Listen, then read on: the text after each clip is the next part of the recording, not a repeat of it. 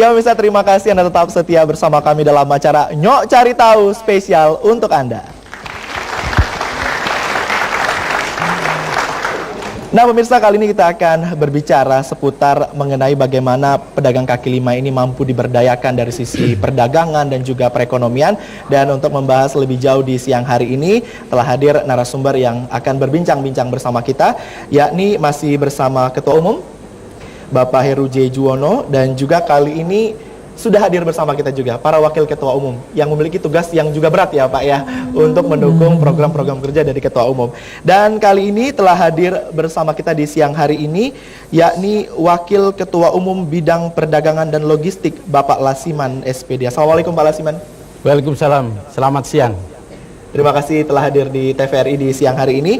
Dan juga telah hadir wakil ketua umum bidang perbankan, koperasi dan CSR yakni Bapak Insinyur Agus Purwanto Sunu MM. Assalamualaikum. Waalaikumsalam warahmatullahi wabarakatuh. Dan di samping Pak Agus, ini juga paling penting, ini berkaitan dengan ekonomi kerakyatan ya Pak ya, telah hadir Bapak Insinyur Frans Karamoy, Wakil Ketua Umum Bidang Pengembangan Ekonomi Kerakyatan dan Industri. Selamat datang di TVRI. Boleh kita beri tepuk tangan untuk narasumber di segmen kita kali ini. Baik, kita terlebih dahulu ke Pak Heru selaku Ketua Umum. Ini kita berbicara seputar ekonomi dan juga pemberdayaan dan juga perdagangan.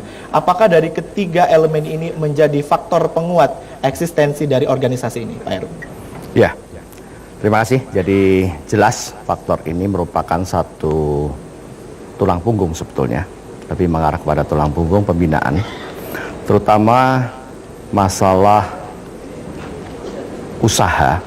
Karena kita mempunyai satu usaha ini bermacam sekali, beraneka ragam macam usaha oleh para pedagang kita. Jadi kita perlu pembinaan itu terutama dari sisi perbankan koperasi, ini mempunyai satu hal yang penting. Dan di sisi lain juga adanya perlunya satu CSR yang akan dibina juga nanti oleh Pak Agus secara keseluruhan, karena kita akan memberdayakan dana-dana tersebut untuk kepentingan dan pembinaan daripada anggota kita. Di sisi lain, hubungan dengan para pengusaha-pengusaha yang lainnya, yaitu BUMN dan segala macam, bahwa seperti kondisi yang paling populer saat ini adalah masalah daging. Jadi kita juga sudah mengadakan satu pendekatan dengan salah satu BUMN yang di selain masalah peternakan, yaitu adalah Persero Berdikari, yang beberapa saat yang lalu kita telah menjalin satu kerjasama untuk mendistribusikan daging, sehingga ke depan hal-hal semacam ini itu bisa menurunkan, membantu pemerintah untuk menekan harga, sehingga hal-hal itu bisa terjangkau oleh masyarakat di bawah.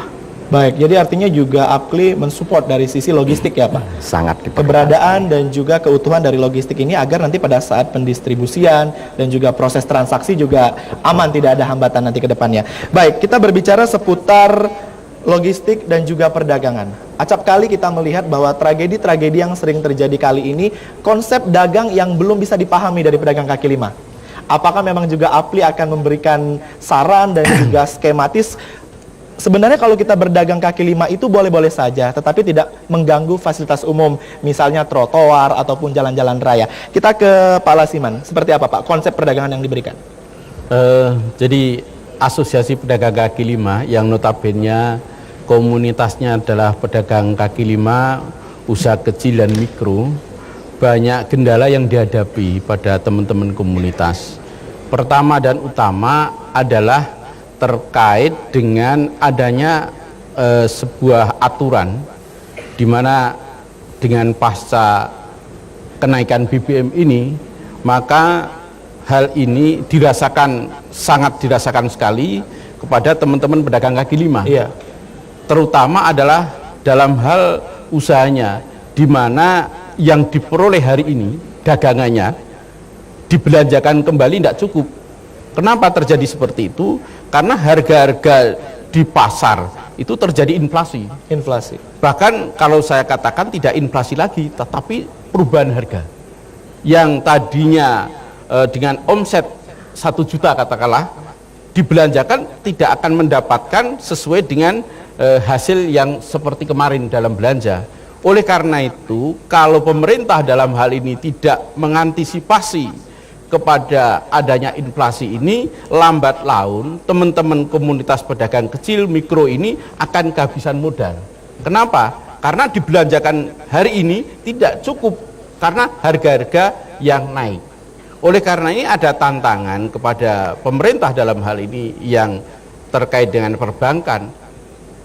Berilah modal, suntikan modal kepada teman-teman pedagang kecil, pedagang kaki lima ini supaya tidak kehabisan modal. Baik, Karena kuncinya dengan pada harganya. suntikan dana dan modal begitu. Iya. Kita artinya ke Pak Agus.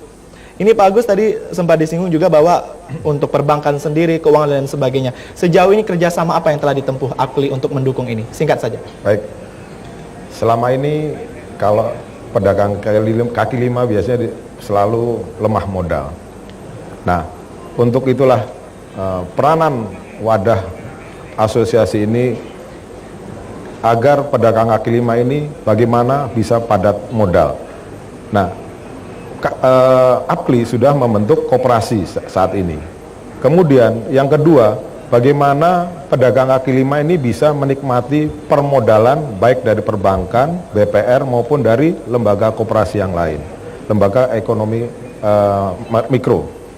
Nah, untuk itu APLI dalam hal ini akan membentuk inkubator untuk pelatihan-pelatihan kepada pedagang kaki lima agar nantinya pedagang kaki lima ini bisa menikmati permodalan dari perbankan.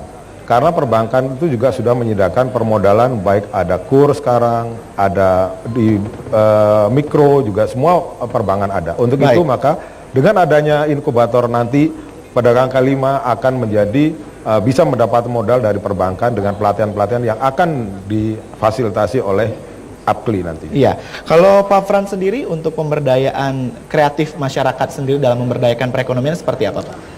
Terima kasih semua.